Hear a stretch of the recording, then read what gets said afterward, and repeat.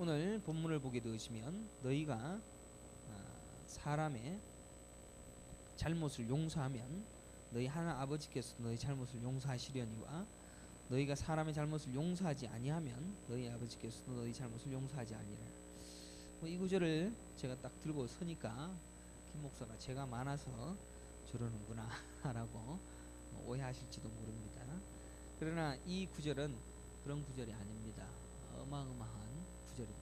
특별히 아까 우리가 찬양할 때 예수 안에 있는 나에게 결코 정죄함이 없네.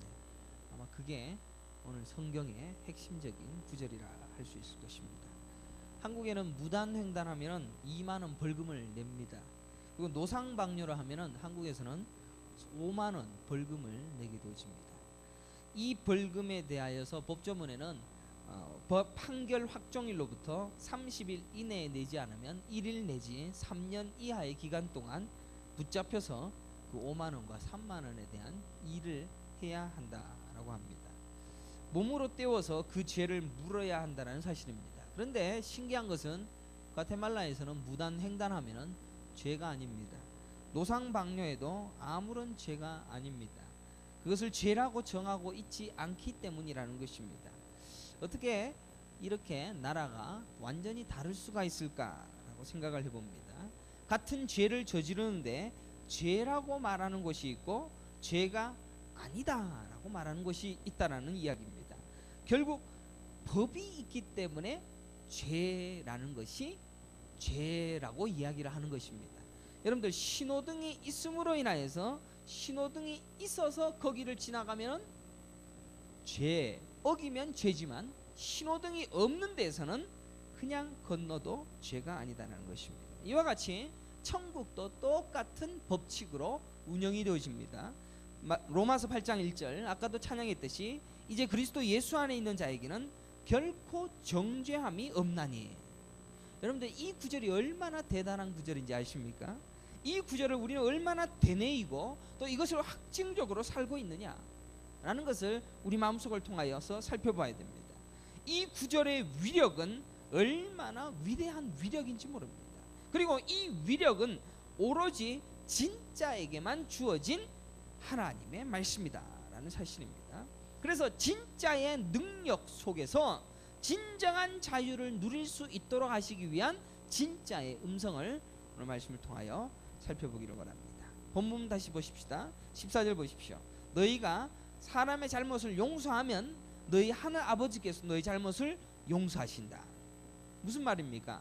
우리가 저의 아내가 죄를 지었는데 내가 당신의 죄를 용서합니다 라고 얘기를 하면은 우리 하나님이 용서를 해주시고, 내가 이 사람의 잘못을 용서하지 않아 하면은 내 잘못도, 내가 잘못한 것도 용서하지 아니하신다라는 것이 15절 말씀입니다. 그러면 도덕적 윤리적 용서를 함으로 인하여서 도덕적 윤리적 죄, 그것도 하나님이 용서해 준다라고 이해하기가 쉽습니다. 그러나 절대로 그런 구절이 아닙니다. 우리가 용서해 준다라고 해서 하나님이 용서해 줍니까? 아니지 않습니까? 내가 용서해 주지 아니한다라고 해서 하나님이 나에게 나의 죄를 용서 안 해준다라는 이 말도 이해가 되지 아니합니다. 하나님이 우리 하자는 대로 어떻게 따라하실까라는 생각을 해보게 되십니다. 이 구절을 풀어가기 위해서는 우리가 그 전부터 알고 있던 것을 한 번만 더 요약해서 간단하게 설명을 드리고 이 부분을 구체적으로 설명을 하려고 합니다. 하나님께서 태초에 인간을 만드실 때 창세기 2장 7절에 보면 여호와 하나님이 땅의 흙으로 사람을 지으시고 생기를 그 코에 불어넣으시니 사람이 생령이 되니라. 생령이 되었다는 것은 하나님과 인간이 연합되어지는 관계를 이야기하고 있습니다. 하나님과 인간이 교제할 수 있는 단계, 교제할 수 있는 수준이 생령이 되어진 상태입니다. 그것은 하나님이 생기를 불어 넣어야 됩니다. 그죠? 인간이, 아담이 하나님 앞에 율법 잘 지키고 하나님 앞에 좋은 모습 버리고 하나님 앞에 제사 열심히 해서 하나님과 관계가 되는 것이 아니라 하나님이 생기를 후 불어 넣어야지만이 생기가 되어져서 생령이 되어져서 하나님과 연합되어진 관계가 되어진다는 것입니다. 물론 아담은 그런 하나님과 종기한 상태, 생명의 상태임에도 불구하고 죄를 짓습니다. 먹지 말라는 선악과를 따먹습니다. 아십니까? 선악과를 따먹을 수도 있을 만큼의 완전한 자유의지로 생명을 주셨다는 것입니다. 그만큼 완벽한 독립적인 존재로서 생명이라는 완벽한 존재로 하나님은 생기를 불어넣습니다. 그런데 왜 아담은 죄를 지었습니까? 선악과를 따먹습니까? 하나님은 반드시 선악과를 따먹어서 모든 인간들이 전부 다 타락하게 되어질 그 상황을 하나님은 기다리고 있었다는 것입니다. 전부 다 죄악 가운데서 원죄에서 해결할 방법이 하나도 없을 때 하나님이 다시 생기를 불어서 하나씩 살려낼 일을 준비하고 있었다는 것입니다.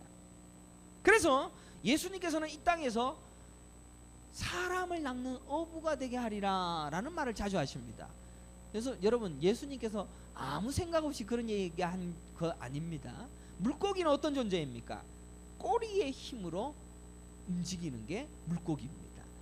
우리 인간은 항상 내가 움직여서 내 인생을 움직이는 것이 우리의 삶입니다. 그러니까 물고기의 인생의 모습을 그대로 흡사하게 살아가는 것이 우리의 인생입니다. 마찬가지로 이 바다의 물고기를, 꼬리로 움직이는 이 물고기들을 그물로 낚아채어서 데리고 오는 겁니다.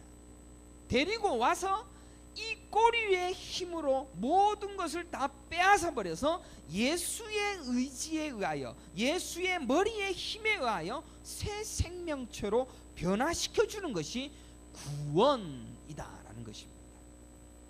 마가복음 4장 12절에 보면 이는 그들로 보기는 보아도 알지 못하며 듣기는 들어도 깨닫지 못하게 하여 돌이켜 죄 사함을 얻지 못하게 하려 함이라. 보기는 봐도 보지 못한대요. 듣기는 들어도 알지 못한대요. 감춰진 비밀로 진짜의 비밀을 가르쳐주고 있습니다. 왜? 꼬리의 힘으로 살아가는 물고기들은 절대로 알아듣지 못합니다. 그물을 던집니다. 이 물고기들은 이 그물이 뭔지도 모르고 무조건 도망갑니다. 무조건 도망갑니다. 지 마음대로 살던 물고기들은 그물로 잡아 끌어 올려서 뭇해서 죽음을 맞이해야지만이 자기 백성 되게 하신다라는 그런 의미에서 너희는 사람을 낚는 어부가 되게 하신다라고 말씀하셨던 것입니다. 좀 어려운 이야기죠. 근데 예수님은 그런 이치로 사람을 낚는 어부를 이야기하고 있습니다. 전부 같은 이치라는 겁니다. 결국 하나님은 생기를 불어넣는 일, 또 그물로 우리를 강건적으로 낚아채는 일, 그래서 하나님이 자기 백성으로 끌어당기는 것이 진짜에게 주어진 은혜입니다. 결코 내가 하나님의 그물에 들어가겠습니다 라고 해서 들어갈 수 없습니다. 내가 하나님의 생기를 받겠습니다 라고 해서 받을 수 있는 것이 없습니다. 전부 하나님 편에서 이루어지는 일이라는 것입니다.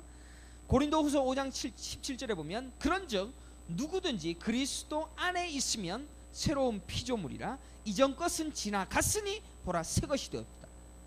이 말씀의 의미가 뭡니까?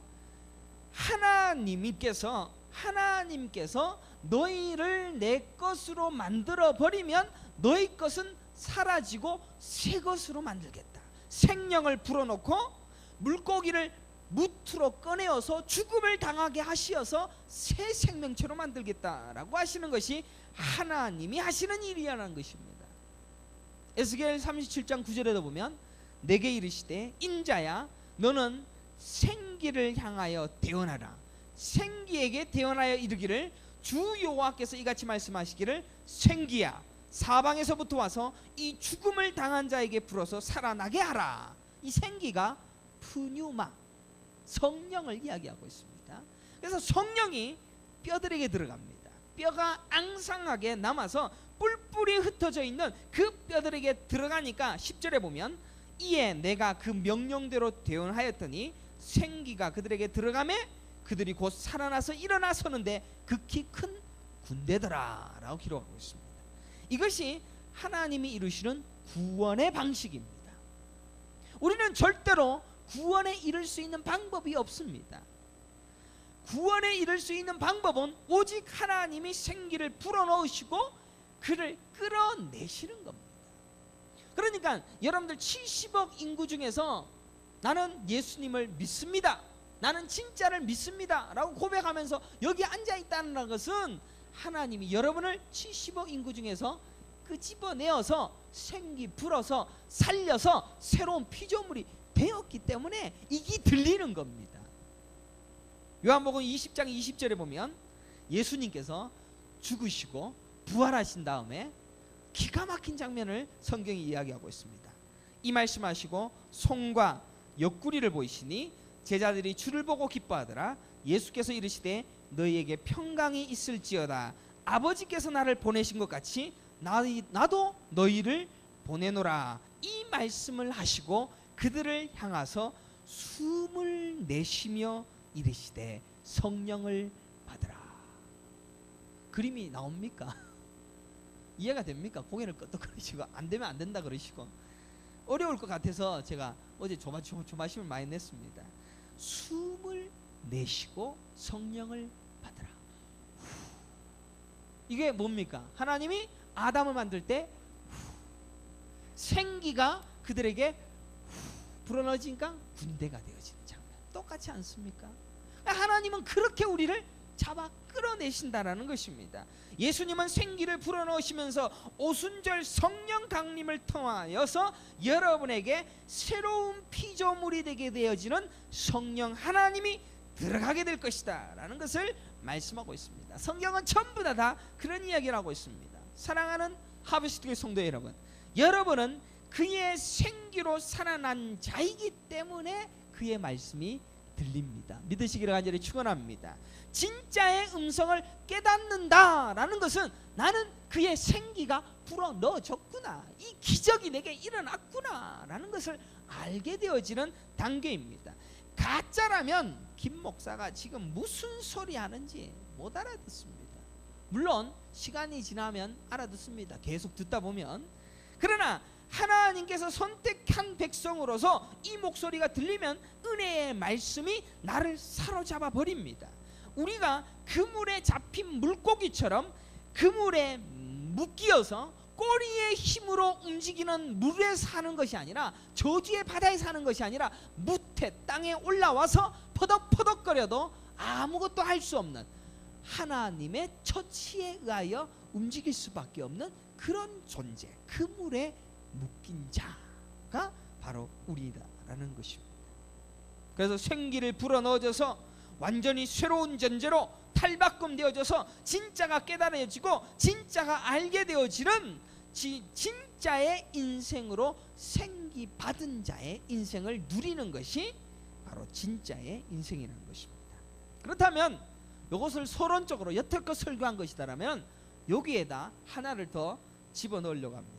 거기에 보게 되면 이 생기가 불어넣어진 상태에서 기가 막힌 말씀을 하고 있는 것을 보게 됩니다. 요한복음 20장을 한번 살펴보겠습니다. 이거는 한번 살펴보시면 조금 이해가 더 빠를 것입니다. 요한복음 20장 22절입니다. 요한복음 20장 22절 183페이지 다 같이 읽겠습니다. 시작. 이 말씀을 하시고 그들을 향하서 숨을 내쉬며 이르시되 성령을 받으라. 그리고 23절을 큰 목소리 다 같이 읽겠습니다. 시작. 너희가 누구의 죄든지 사하면 사하여질 것이요 누구의 죄든지 그대로 두면 그대로 있으리라 하시니라. 지금 이 얘기가 오늘 읽었던 성경 구절하고 똑같은 이야기입니다. 이해가 되십니까? 본문과 똑같은 이야기라는 것입니다. 죄를 용서하면 네 죄가 용서가 되어지고 남의 죄를 용서하지 않으면 네 죄도 그대로 있다라는 그러한 말씀, 오늘 본문의 말씀과 똑같은 이야기를 하고 있습니다. 무슨 뚱땅지 같은 말씀입니까? 라는 생각을 해볼 수가 있습니다. 성령 받으라고 그랬습니다. 숨을 내쉬었습니다. 그리고 이어서 하신 말씀이 바로 이 말씀이라는 것입니다. 뭔가 엄청난 중요한 비밀이 숨겨져 있습니다. 너희가 죄를 사하는 권세가 있다라는 그런 말씀입니다. 오늘 본문에도 보십시오. 너희가 사람의 잘못을 용서하면 너희 하나 아버지께서 너희 잘못을 용서하시려니와 너희가 사람의 잘못을 용서하지 아니하면 너희 아버지께서 너희 잘못을 용서하지 아니하시리라. 뭔가 이상합니다. 생기를 받은 자, 성령의 사람, 숨을 받은 자, 새로운 피조물, 물고기에 잡힌, 그물에 잡힌 물고기, 전부 하나님의 선택에 의하여서 끌어당겨진 하나님의 백성들, 그들에게 주어진 권세가 뭐냐? 너희는 누구의 죄든 사하면 사하여질 것이다. 이게 뭔 얘기입니까? 여러분 중에 서로의 죄를 용서해주면 그 용서가 되어집니까? 안 됩니다. 김 목사가 여러분에게 죄를 많이 지었습니다. 그런데 여러분들이 저의 죄를 용서해주면 여러분들이 하나님이 용서해준다 라는 그런 말이 됩니까? 그 얘기가 아닙니다. 예수님은 분명히 앞서서 우리에게 무슨 말씀하셨냐면은 너희는, 예수님입니다, 나보다 더 큰 일을 할 거야 라는 얘기를 자주 하십니다. 예수님보다도 훨씬 더 큰 일을 니들이 할 건데 그게 뭔지 알아? 모르지? 나중에 가르쳐 줄게. 그게 오늘 본문에 나오는 겁니다. 요한복음 1장 50절에 보면 예수께서 대답하여 이르시되 내가 너를 무화과 나무에서 보았다 하므로 믿느냐? 이보다 더 큰 일을 보리라. 요한복음 14장 11절에 진실로 진실로 너희에게 이르노니 나를 믿는 자는 내가 하는 일을 그도 할 것이요 또한 그보다도 큰 일도 하리니 이는 내가 아버지께로 갑니다. 여러분들, 예수보다 큰 일을 하는 게 뭐가 있습니까? 여러분들, 예수님처럼 오병이어 5,000명 먹였는데 여러분들은 한 7,000명 먹일 수 있습니까? 못하지 않습니까? 물 위를 걷는다 그러면 나는 물 위뿐만 아니라 공중도 걷겠다, 그런 사람이 있습니까? 없습니다. 왜 이런 예수님이 헷갈리는 이야기를 하셔서 이단들이 득실거리지 않습니까? 예수님이 하시는 것보다 더 큰 일을 한다라고 해서 병든 자를 낫게 하는 그런 아주 이단들의 행세가 바로 요 구절을 가지고 써먹고 있습니다. 그러나 이 이야기는 지금 죄 용서에 대한 이야기를 하고 있습니다. 더 큰 일은 바로 이 본문으로 이어지고 있습니다. 죄를 용서해주면 죄가 사여지는 겁니다. 그리스도의 호흡을 받아 생명을 받아 산자가 되어진 자, 살아난 잔들만이 할 수 있는 용서, 그것은 윤리나 도덕이나 그런 죄를 용서하는 그런 말이 아니라 그런 능력은 우리에게 아예 없습니다. 예수의 성령을 받은 자들이 할 수 있는 권세, 능력, 그것을 이야기하고 있습니다. 그게 뭔가? 그러면 죄가 있는데 이 죄가 있던 것을 없던 것으로 만들 수 있는 유일한 길이 뭡니까? 아까 처음에 서론적으로 여러분에게 설명을 들었습니다. 횡단보도를 건넜습니다. 그러면 이게 죄입니다. 다 죄라고 얘기를 합니다.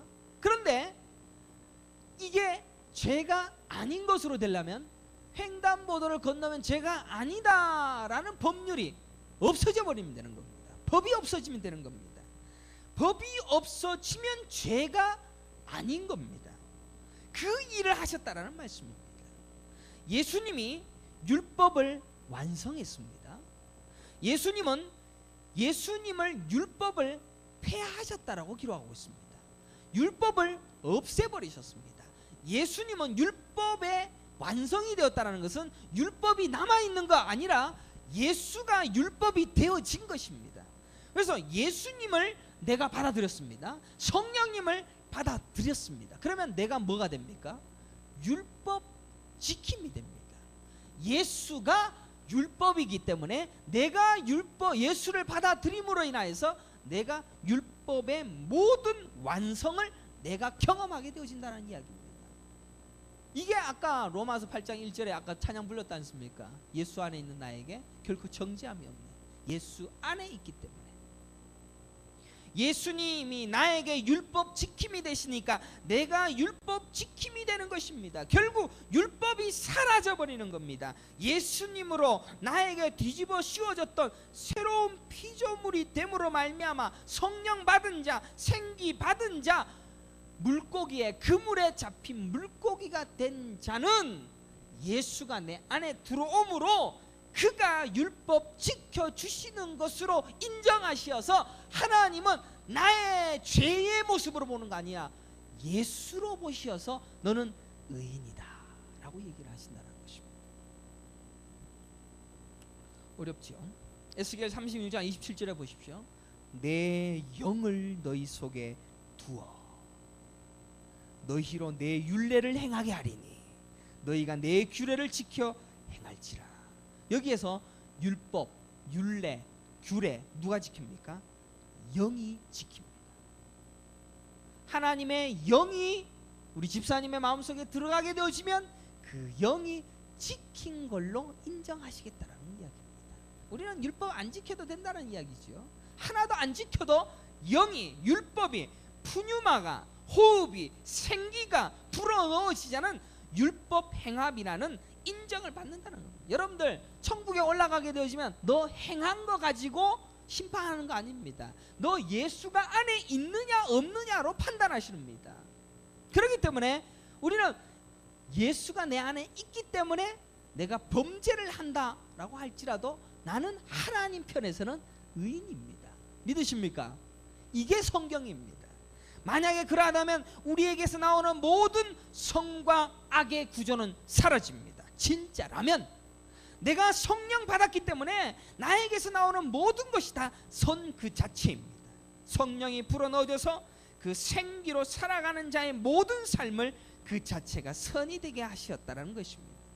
그래서 선의 상태가 되어진 우리가 똑같이 복음을 가지고 증거합니다. 나도 이제 선이 되어졌습니다. 나는 누구도 나를 정죄할 수가 없습니다. 그렇기 때문에 내가 우리 김경경 집사님에게 복음을 증거했습니다. 당신도 예수를 받아들이면 당신은 죄가 없는 겁니다 라고 얘기하는 것이 바로 오늘 이 본문에 나와 있는 얘기. 내가 용서해주면 그도 하나님이 용서해준다는 이야기입니다. 내가 당신 죄 없어요 라고 얘기해주면 하나님도 예수가 있는구나, 예수로 말미암아 하나님 용서하신다는 이야기입니다. 그것이 죄를 사하는 권세, 죄를 용서하는 권세를 우리에게 주셨다라는 이야기입니다.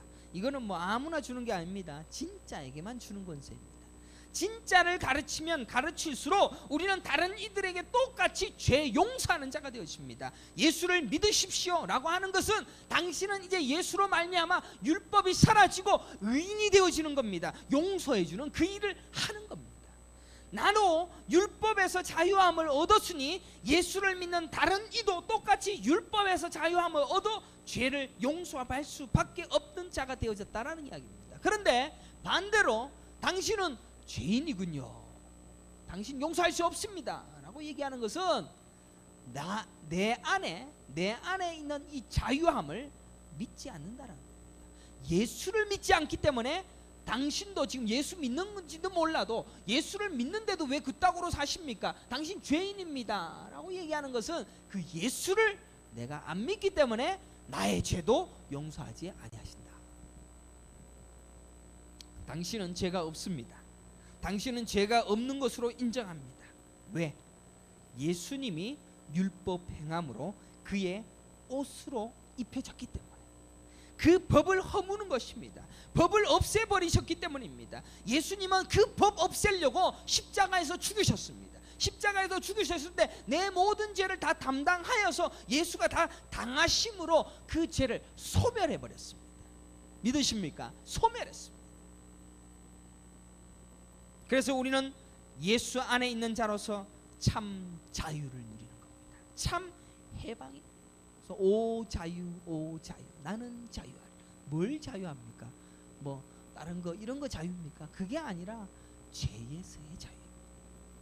예수님이 성령을 여러분에게 각각 주시면서 약속하신 누구의 죄든지 사하면 사하여질 것이다라는 말씀의 진의가 바로 그것이라는 것입니다. 결국 우리가 성령 받은 자라면 나부터 죄의 법에서 자유하게 되어져서 나의 죄가 용서가 되어집니다. 혹시 여러분들 나의 죄성, 나의 더러움, 나의 더러운 성품, 나의 더러운 인격, 이것 때문에 나 천국 못 가? 라고 하시는 분 있습니까? 그 예수 안 믿는 겁니다. 더러워도, 죽이는 죄를 져도, 사기를 쳐도, 아니 바람을 피워도 예수가 안에 있으면 구원을 받게 되어 있습니다. 그것은 아무것도 아닙니다. 예수님도 뭐 얼마나 많은 사람을 죽였습니까? 죽이지 않습니까? 자기 족보를 이어가시기 위하여 창녀짓도 하게 했습니다. 그런 것도 다 성경에 있지 않습니까? 그런 행위의 문제에 대해서 얘기하는 것이 아니라 하나님의 법, 그것을 성령을 받았느냐라는 것을 이야기합니다. 사랑하는 성도 여러분, 우리는 여전히 나를 용서하지 못합니다. 나의 선악 구조에 의하여 나를 얽어맵니다. 그래서 신앙생활 할 때 어떻게 합니까? 새벽 예배를 안 가면 나 지옥 갈 것 같고, 나 열심히 신앙생활 안 하면, 헌금 열심히 안 하면, 11조 안 하면 나 지옥 갈 것 같고, 그렇습니다. 그죠? 11조 안 해도 천국 갑니다. 선교 안 해도 천국 갑니다. 아니 교회에서 맨날 목사 설교하는데 딴짓해도 예수가 안에 있으면 천국 갑니다. 목사가 그 정도로 능력 있는 사람 아니에요. 하나님이 능력이 있는 자이기 때문에 철저히 나를 그 염치와 윤리와 도덕과 지혜와 눈치와 사회벽을 적용하여서 나는 교만해, 나는 잘난 체해, 나는 모자라, 나는 부족해, 난 그래서 천국 못 가, 나는 게을러, 나를 계속해서 칩니다. 그러나 그것은 자유함이 아닙니다. 그리고 마찬가지로 나를 기준으로 해서 내가 하는 것은 남겨놓고 내가 하는 것을 저 사람이 못해 판단합니다. 너 그거 왜 못해? 그거 못하니까 너 지옥 가는 거야. 아무리 악한 자라 할지라도 죄인이 아니라 하나님의 생기가 있다면 의인이 되어지는 겁니다. 우리는 그걸 알 수가 없습니다. 그래서 예수 십자가에 못 박혀 죽었던 강도가 그날에 당신만이 나의 구주입니다. 나의 인생은 다 허물어져 버리고 예수만 나의 주인이십니다. 그걸로 의인이 되어져서 천국 가게 되어졌다는 거죠. 그래서 그리스도 예수 안에 있는 자에게는 결코 정죄함이 없습니다. 믿으시기를 간절히 축원합니다. 예수 안에 있다면 당신 죄졌습니다. 정죄함이 없습니다. 당신을 정죄하지 않습니다. 당신은 예수의 사람이 된 것을 확신한다면 더 이상 정죄받지 않음을 선포함으로 용서해 줘버리는 겁니다. 이것이 진짜들에게 일어나는 진짜의 능력이라는 것입니다. 어제 제가 스파이더맨 영화를 봤습니다. 스파이더맨 시리즈를 보면은 대부분 영화가 어떻게 되냐면은 과학이라는 한 가지가 선도 만들어내고 악도 만들어냅니다. 그죠? 그래서 이 거미의 도구로 인하여서 몸이 이 거미처럼 되어지거나 아니면 어제 같은 경우에는 도룡령, 파충류의 에너지를 이용하여서 그 주사를 맞고 도룡령, 그 뭡니까? 도마뱀이 되어지는 그런 모습으로 발전을 합니다. 그런데 똑같은 과학의 힘으로 가지만은 하나는 남을 도우니까 선이 되고 하나는 자기 욕심을 생각하니 악이 되어집니다. 그죠?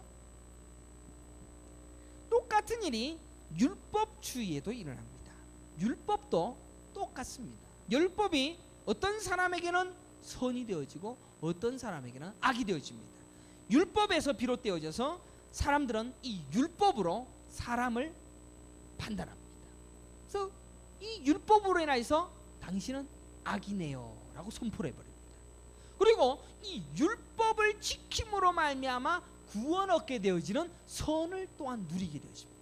그래서 율법도 선과 악이 공존하게 되어집니다. 그죠? 다들 의아스러운 눈빛으로 그렇게 보시고 있습니다. 예수님은 이 율법을 폐하셨습니다. 완성시키셨습니다. 이 땅에 오신 이유가 그것이었습니다. 예수님께서는 제가 가짜와 진짜로 계속 설명했던 것은 율법도 가짜라고 얘기했습니다. 예수님을 가르치기 위한 가짜였습니다. 그러나 예수님이 오심으로 말미암아 율법은 사라지는 겁니다. 예수만 존재하는 겁니다.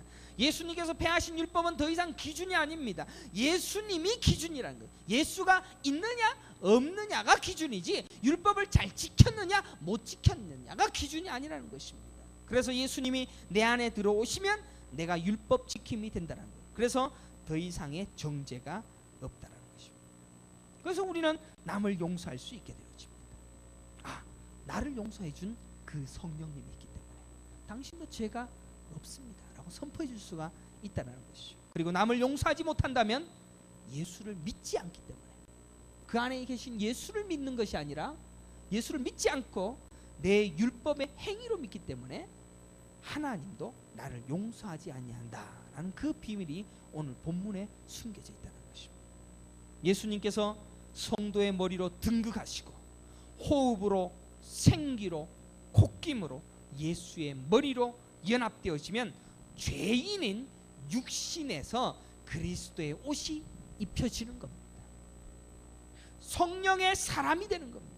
법이 없어진 상태가 되어져서 바로 이 모습 이대로 천국 올라가게 되어지는 진짜가 되어집니다. 목사는 안달이 났습니다. 추수할 곡식은 많은데 일꾼이 적다라는 것이 예수님의 말씀입니다. 여러분은 추수할 곡식이 아니라 일꾼 되었다는 사실을 믿기를 간절히 축원합니다. 여러분들은 진짜 일꾼입니다. 적은 일꾼 중에 일꾼입니다. 그러면 추수를 시작해야 됩니다. 그래서 하비스트 교회가 그 진짜들을 모아 죄를 사해 주는 겁니다. 여러분들도 지금 무슨 일을 하느냐? 예수를 증거하고 죄를 사해 주는 겁니다. 그 일하는 겁니다. 사랑하는 성도 여러분, 자기 자신은 자신이 더 잘 알 겁니다. 깨끗한 척 하지만은 내가 어떤 존재인지 알 겁니다. 내가 목사이고 여러분들 앞에 서서 내가 설교를 해서 경건하게 보이는지 몰라도 나는 어떤 존재인지 내가 더 잘 압니다. 그래서 나를 용서할 수가 없습니다. 절대 단 한 사람도 자기를 용서할 수가 없습니다. 그런데 진짜를 알게 되어지면 성령의 사람이 되어지고 예수님의 머리가 되어주시고 콧김과 생기와 영이 부어진 자는 내게서 법이 사라졌구나, 요거 깨닫고 자유를 선포하는 자가 되어지는 것이 진짜의 능력이라는 것입니다. 거기에서부터 우리는 구원자로서의 증인이 되어지는 것입니다. 예수님은 베드로에게 천국 열쇠를 주십니다. 이 말씀도 얼마나 어려운 말인지 아시지 않습니까? 내가 천국 열쇠를 내게 주리니 너가 땅에서 무엇이든지 매면 하늘에서도 매일 것이요 내가 땅에서 무엇이든지 풀면 하늘에서도 풀릴 것이라. 뭔 말입니까? 니들이 땅에서 여기에서 지금 묶어버렸어. 너는 죄로 묶었어. 율법으로 묶었어. 너는 안 돼. 하늘에서도 묶인다는 이야기입니다. 우리가 땅에서 당신은 자유합니다. 예수로 자유했습니다 하고 풀어버리면 하늘에서도 풀린다. 그게 천국 열쇠입니다. 여러분은 그 천국 열쇠를 가졌습니까? 그 천국 열쇠는 오직 예수 그리스도입니다. 이 말씀의 의미가 이제 확실히 이해가 되어지면 우리는 성령 받은 자, 생기 받아 누리는 자, 예수 안에 있는 자가 되어지는 겁니다. 나는 여전히 율법의 노예가 되어 매인 자, 지옥 갈 자라는 모습으로 살아간다면 그것은 가짜의 모습일 겁니다. 갈라디아서 5장 1절에 보십시오. 그리스도께서 우리를 자유롭게 하려고 자유를 주셨으나 그러므로 굳건하게 서서 다시는 종의 멍에를 매지 말라라고 기록합니다. 종의 멍에 매지 마. 너는 자유해야 돼. 자유를 주의하여서 내가 자유롭게 했어. 이미 다 이루었어. 우리는 죄의 법에서 자유를 얻었습니다. 그런데 종의 멍에를 진다라는 말이 뭡니까? 다시 자신을 죄의 법 아래로 두는 겁니다. 여러분들 새벽 예배 와서 기도를 합니다. 하나님, 이것도 잘못했습니다. 저것도 잘못했습니다. 그리고 다음날 새벽 예배 와서 또 같은 기도를 하는 거예요. 또 이것도 잘못했습니다. 저것도 잘못했습니다. 그리고 그 다음 와갖고는 전에 기도했던 거 있죠. 그거 이하 동문입니다. 계속 반복해서 기도합니다. 그러나 예수 안에 있는 자는 우리의 모든 죄가 다 사라지는 겁니다. 그리고 그 진짜의 인생을 살아가는 자는 이제는 율법 지킴이 자연스럽게 나오는 겁니다. 자연스럽게 나올 때까지 믿는 것, 그게 우리의 일입니다. 그러니까 율법 지키려고 노력하는 것보다 믿는 걸 먼저 하시면 요게 나온다는 이야기죠. 요거 안 된다라고 해갖고 낙담하지 마십시오. 율법 안 지킴이 내 안에 안 나온다라고 해서 나는 여전히 표독스럽고 여전히 내 이기주의적이고 내 여전히 더러운 모습으로 내가 살아간다라고 해서 낙심하지 마시고 더 믿는 일에 집중하십시오. 어떻게 믿습니까? 성경을 알아야 믿지. 알아야 믿지. 그러니까 성경을 봐야지. 자꾸 배우고 알므로 인하여서 믿어지는 그 일을 통하여 율법 지킴이 내 삶 속에서 자연스럽게 나오므로 사랑하고 베풀고 11조하고 기도하고 예배하고 섬기고 선교하고 그게 다 나오는 거죠. 그러니까 이거 하지 마시고요, 이거부터 하시라는 거죠.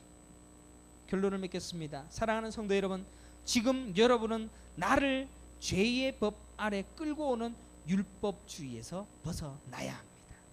여전히 목사도 이렇게 해야 되고 장로도 이래야 되고 문제 삼고 있습니다. 담배 피우는 목사, 담배 피우는 장로, 술 먹는 장로, 목사 이런 거 가지고 한국교회는 시험 들고 난립니다. 우리에게 이미 이루어 놓으신 진짜의 능력에 대하여서는 관심이 없고 여전히 율법의 행위로만 판단하는데 부지런합니다. 그거는 전부 다 내가 땅에서 메고 있으니 하늘에서 매일 짓입니다. 여전히 판단과 정죄에 익숙하여 전부 종의 멍에를 다시금 지고 낑낑거리면서 신앙생활하고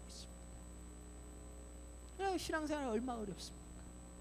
진짜는 그렇게 사는 것이 아닙니다. 진짜는 자유하는 것입니다. 그렇다고 제가 방종을 조장하는 거 아닙니다. 죄를 짓고 싶어도 지어지지가 않습니다. 진짜 내가 하고 싶은 것이 있어도 예수 안에 있는 사람은 하고 싶어지지가 않습니다. 도박을 자꾸 하고 싶어도 성령의 사람이나 안 가지게 되어지는 겁니다. 그래도 계속 하고 싶다 그러면 나는 아직 가짜구나 라고 생각하시면 되는 것이죠. 진짜라면 우리는 나부터 용서하시기를 간절히 축원합니다. 진짜라면 이제 내 이웃이 그 진짜를 알게 되어짐으로 너의 죄가 용서함을 받았다 라고 선포해주는 그 증인이 되어지기를 간절히 축원합니다. 그것이 우리의 인생에 살아야 할 유일한 사명입니다. 너는 의인이야, 나도 의인이야. 나는 예수 때문에 의인이야. 예수가 있기 때문에 나는 의인으로 살아가면서 예수를 너에게 줌으로 너도 의인이 되어졌어. 용서함을 내가 선포하노라. 하나님도 나를 용서해주는 그 일이 일어나게 되십니다. 이게 바로 예수보다 더 큰 일을 행하는 바로 그 일입니다. 그래서 뭐 기적 일어나는 일, 사람 병든 자 낫게 하는 그게 큰 일이 아니라 예수를 증거함으로 죄의 자유가, 율법에서부터의 자유가 일어나는 그 큰 일을 시작하는 진짜들의 사명을 온전히 실현해 나갈 수 있는 은혜의 성도들이 되시길 간절히 축원합니다.